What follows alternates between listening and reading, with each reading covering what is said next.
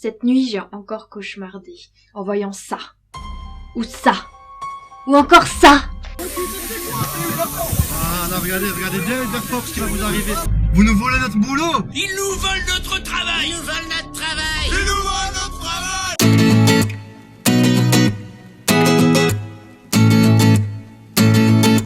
Alors je me suis posé la question qui m'a sorti de mon sommeil pour me plonger dans l'insomnie.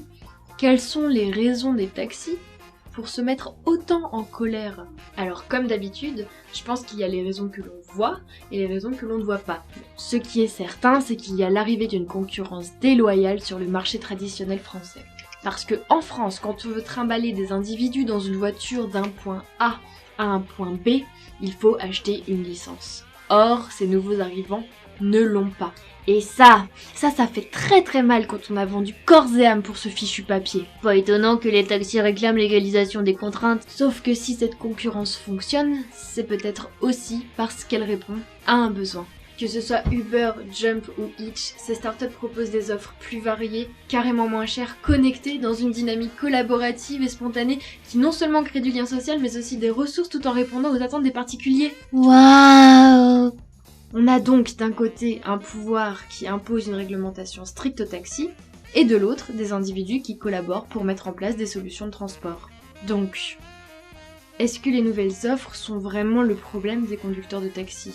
Parce que la raison que l'on ne voit pas, c'est qui organise la concurrence. En France, les règles du jeu sont les suivantes. Les syndicats ont fixé il y a bien longtemps un nombre très limité d'autorisations de stationnement qu'il faut acheter pour pouvoir conduire un taxi. Cela leur permettait donc d'assurer le niveau de vie des conducteurs. L'idée était de contrôler le stationnement afin d'éviter les problèmes de circulation. Enfin, ça date de Louis XIV. Sauf qu'aujourd'hui, la licence permet de brider la concurrence pour garantir aux conducteurs une clientèle, des prix hauts, la capacité de la revendre ou de la louer à un successeur. Un vrai business est né autour de cette licence sous la pression de certains groupes d'intéressés. Conséquence, aujourd'hui une licence se négocie près de 150 000 € à Paris, ou pour quelques milliers d'euros auprès des gros groupes comme le G7 ou les taxis bleus. 150 000 €!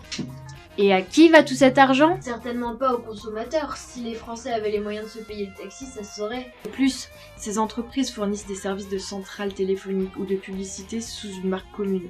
Exactement comme Uber.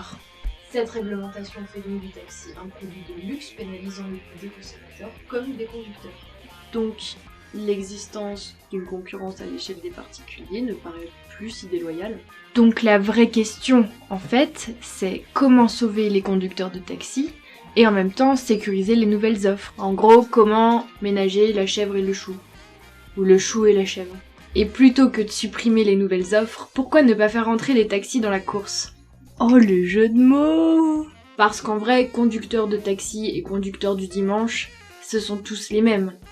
Avec Uber Pop par exemple, cela permet d'avoir un revenu supplémentaire pour les personnes les plus pauvres qui possèdent une voiture, c'est quand même sacrément avantageux.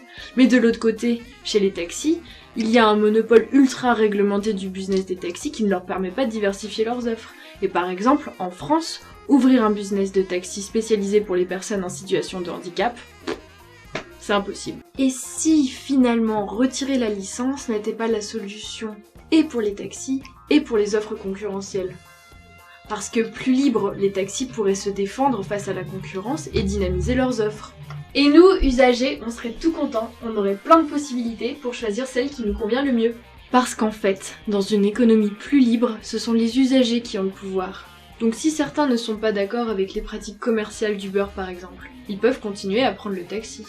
Mais si d'autres préfèrent les services concurrentiels pour faire des économies, ils le peuvent aussi. Donc en baissant les réglementations, on ménage la chèvre et le chou.